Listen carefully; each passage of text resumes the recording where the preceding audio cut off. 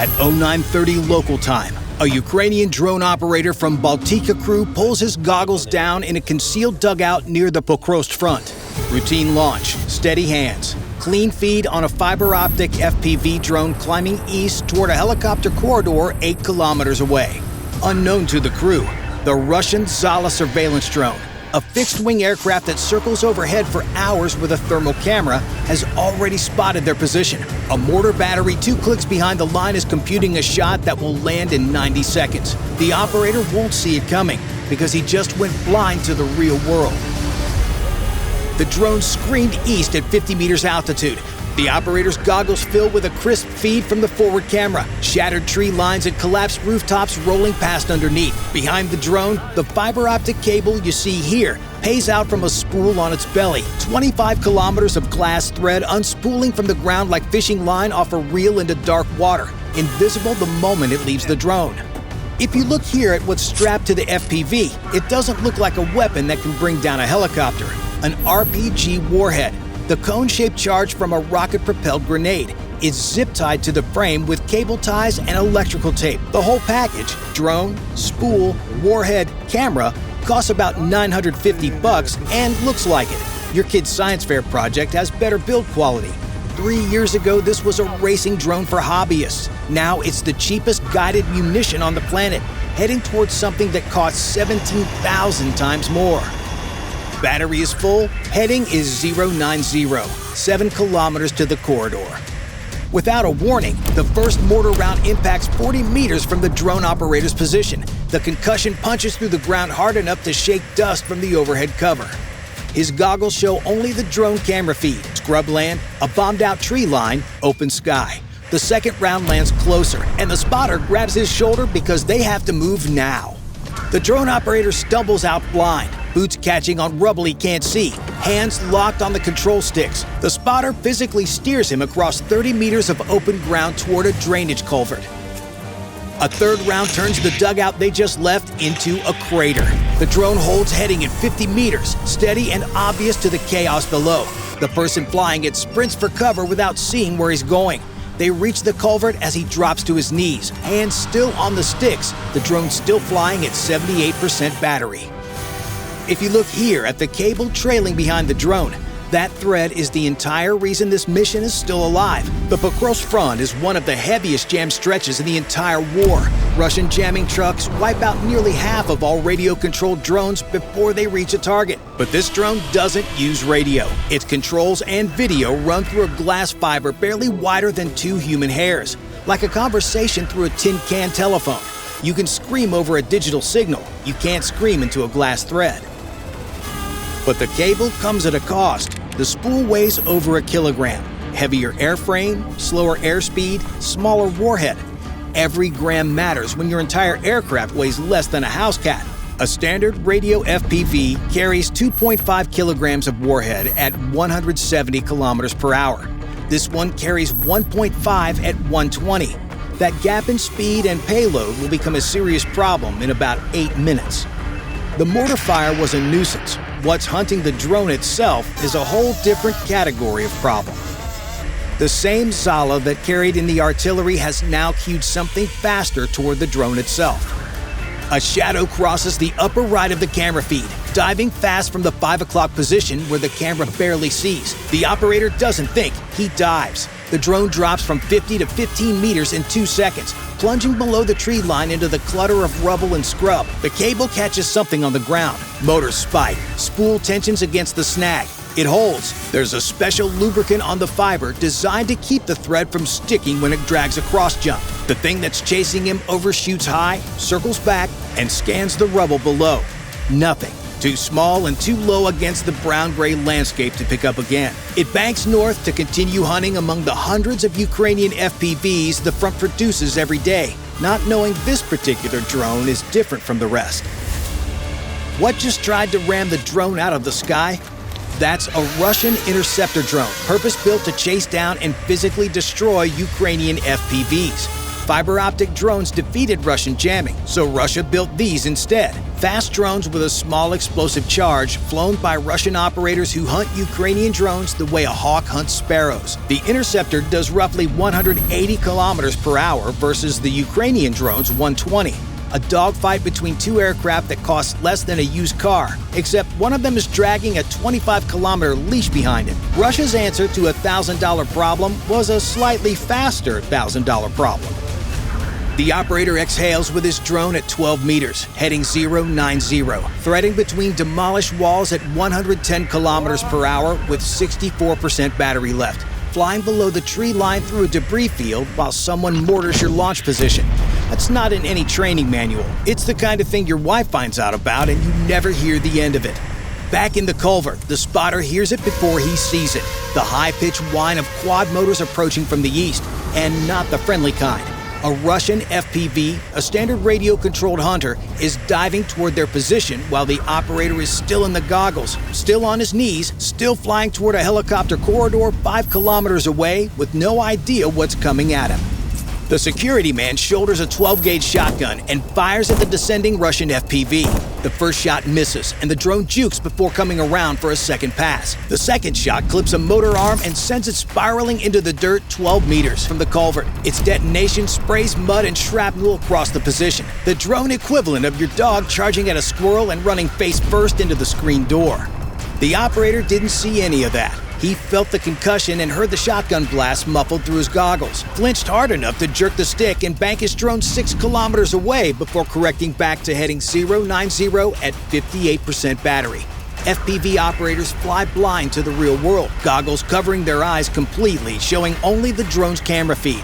Imagine driving at highway speed wearing a VR headset. Someone starts shooting at you, but you can't take it off because the car crashes if you do.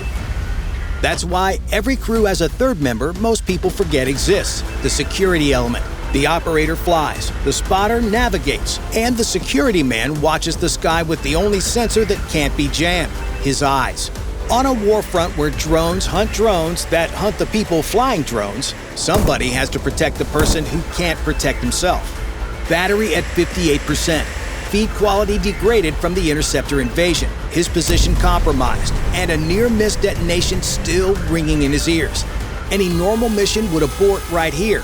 He keeps flying, not because he's brave, but because his window took 6 weeks to build and it won't come back. If he pulls out now, the Ka-52s change their patterns tomorrow and the corridor is gone forever. Every day he watched those helicopters fly the same route was a day spent building a trap that only works once, and he isn't going to waste it. The drone clears the last line of shattered buildings and enters open ground, flat terrain with sparse scrub. Russian Army aviation uses this landscape for low-level runs because the same feature that hide the helicopter also hide the approach. It's also the most dangerous stretch for a fiber-optic drone because this is where Russian wader drones hunt. The threat isn't in the air anymore. Russian fiber-optic wader drones sit along transit routes like this one, powered down in rubble, motionless, connected to their operators by the same kind of glass thread trailing behind the Ukrainian drone. They wait for hours. When a Ukrainian drone flies overhead, the Russian operator spools up the motors and launches straight into it from below. Point-blank ambush from 10 meters. No radar signal, no electronic signature, no warning. Russia's version of a landmine that chases you. You can't jam them because they're fiber-optic, same as the Ukrainian drone. You can't detect them electronically because they don't emit anything until they attack. The only thing that gives them away is the cable on the ground, a thread of glass barely visible against dirt and rubble. That's where Ukraine's newest trick comes in. The spotter pulls up a second feed on his tablet back in the culvert.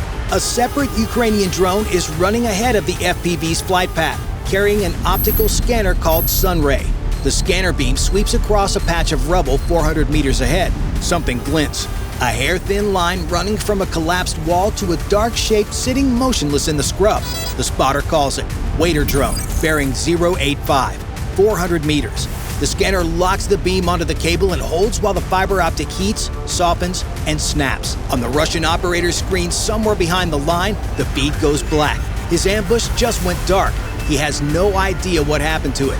If you look here at how it works, Think of it as a black light at a crime scene, sweeping across the ground looking for something that shouldn't be there. When the beam catches a fiber optic cable, it locks on and pumps enough energy into the glass to heat it past its breaking point. The cable snaps, and the Russian drone on the other end loses its connection to its operator and stops being a threat. But this corridor is 8 kilometers of open ground, and the scanner found one. That doesn't mean it found all of them. He climbs to 40 meters with 51% battery and 17 kilometers of cable now unspooled behind the drone. If you look here at that cable counter, 17 of the 25-kilometer spool is already gone. The corridor is 8 kilometers from the launch point. The operator is at the end of his leash. If the helicopter turns out to be 500 meters farther down the corridor than predicted, the cable runs out and the mission ends with the aircraft dangling at the end of a glass thread like a dog that hit the end of its chain. Battery is one countdown and cable is another. They're both running down. Like your phone at a football game when you promised your wife you'd send pictures. The FPV pushes into the corridor at 40 meters. The scanner sweeps ahead, but the ground is littered with old cables, wire, and scrap metal. The system can't tell a fiber optic thread from telephone wire in this mess. Ambush country, and no way to know if the path is clear. Then the video feed flickers as a band of static rolls across the bottom third of the image for 2 full seconds before the picture comes back degraded with a faint shimmer in the lower frame. A waiter drone the scanner missed just spooled up, launched, and missed by what looks like a couple of meters. The near miss dragged across the fiber optic cable hard enough to distort the video feed. It revealed itself by attacking and failing. Spent motor and nothing to show for it. The operator is still flying and the feed recovered, but his camera looks like a gas station security feed from 2004, and he's about to try to thread a needle through it, a needle doing 260 kilometers per hour. He scans the corridor through the degraded feed and sees nothing, with 40% battery left. The helicopter should be here. 6 weeks of tracking say they should be here. Then the Mavic drone overhead picks up 2 heat signatures lifting from behind a ridgeline 4 kilometers to the southeast. The Mavic, a commercial quadcopter they're using as a scout, shows them heading northwest along the corridor at roughly 260, flying at about 30 meters altitude. 2 Ka-52 Alligator attack helicopters, coaxial rotors, 2-seat tandem cockpit, 10,800 kilograms of airframe with titanium armor around the cockpit and critical systems. The helicopter type that had been tearing through Ukrainian armor in this sector for weeks, the Ka-52 Alligator, Russia's premier attack helicopter. Maximum speed 300 kilometers per hour. Combat radius roughly 460 kilometers. About the distance from New York to Pittsburgh. Crew of 2 sitting in tandem behind tandem and ceramic armor plates rated against 23mm cannon fire. The ejection system blows the rotor blades off before firing the seats. The only production helicopter on Earth that does that. Price tag, $16 million. Exactly where they were supposed to be and exactly when they were supposed to arrive. 6 weeks of patience and 90 seconds of survival have brought the operator to this single moment. Ka-52s operate in pairs at 30 to 50 meters altitude, using terrain to mask their approach. They launch Elmer precision-guided missiles from 18 to 15 kilometers away. Basically a TV camera strapped to a rocket steered into Ukrainian armor from well beyond the range of man-pad shoulder-fired missiles. The Ka-52 never has to fly close enough to get hit by one, unless someone puts something in its path that doesn't need a shoulder-fired weapon to work. The trap is set. The first Ka-52 is 3.5 kilometers out and closing fast, giving the operator about 50 seconds to get into position. The Ka-52 does 260 and the drone maxes out at roughly 120 with cable drag. You can't chase a helicopter that has 140 clicks on you. This is an ambush from the flank, not a pursuit from behind. And the moment he sees the helicopter on the FPV camera to the moment it passes out of reach, the window is roughly 4 to 6 seconds. Imagine standing on a highway overpass trying to drop a baseball into the sunroof of a car doing 160 miles per hour, except the baseball has to hit a specific seat. You're controlling it from 5 kilometers away through a fiber optic cable while your ears are still ringing from a mortar strike. The first Ka-52 passes before the operator can even line up the shot, screaming through the corridor at treetop level with its rotor wash bending the scrub below before disappearing northwest in seconds. The battery reads 44%. Inside that cockpit, the Ka-52 crew has no idea anything just happened. They've flown this corridor 100 times. The Vitebsk self-protection suite shows green across all 4 sensors. The EW umbrella, electronic warfare jamming from ground-based trucks that turn the sky into white noise for enemy sensors, covers their route. And this is a milk run. In, shoot, out, and back to base. What neither crew knows is that the corridor they've been using for weeks has been mapped in time. 3 guys in a drainage culvert turned it into a trap with a racing drone and an RPG warhead held on with zip ties. 17 seconds later, the second Ka-52 appears on the recon field with the same heading and altitude, offset 200 meters south of the first helicopter's track.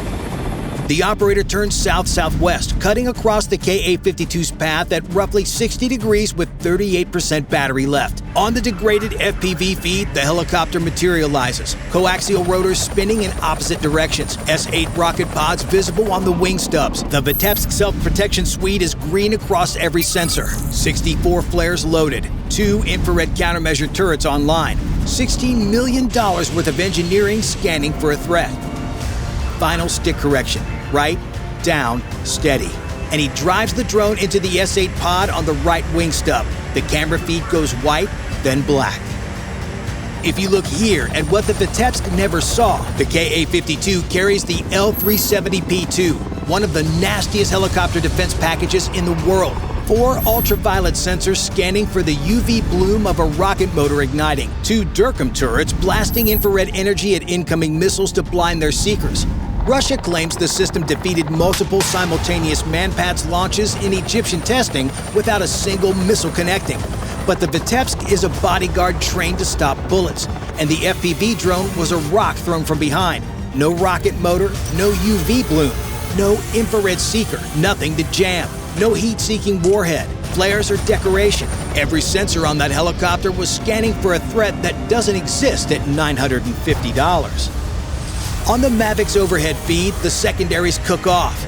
If you look here at what just happened, the drone's 1.5 kilogram warhead didn't take down a 10,800 kilogram helicopter wrapped in titanium armor. Each S-8 pod is packed with 80 millimeter unguided rockets loaded with their own fuel and explosives. And the drone's tiny warhead became the detonator for the helicopter's own weapons. You don't need a bigger hammer if you hit the dynamite. Fire blows out from the wing stub as the S-8 rockets detonate in a chain. The Ka-52 yaws hard right, shredding debris and trailing black smoke before dropping below the tree line into an uncontrolled emergency landing northwest of Vitebsk. A smoke column punches into the morning air, visible for kilometers in every direction. A $950 drone just brought down a $16 million helicopter. The Mavic kept recording. Within seconds of the smoke column rising, the first Ka-52 broke its outbound heading and banked hard toward the crash site. Its flight path, altitude changes, and emergency frequency bursts were all captured by Ukrainian signals intelligence. The 6 weeks of corridor mapping hadn't just built one ambush. They had mapped the entire Russian Army aviation response for the Pukrotsk sector. The operator pulls off his goggles with his ears ringing and his hands still shaking. He sees the sky for the first time in 12 minutes. If you enjoyed this video, then watch this other video on the war in Ukraine. Bye for now.